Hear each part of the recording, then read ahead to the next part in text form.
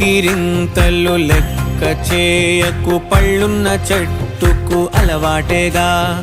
కలత చందకు చందమామకే ఏటేట చవితికి నిందలేగా. ఓటమన్నది గురువు కదరా, ఓర్పుతో నువ్వు గెలవవా.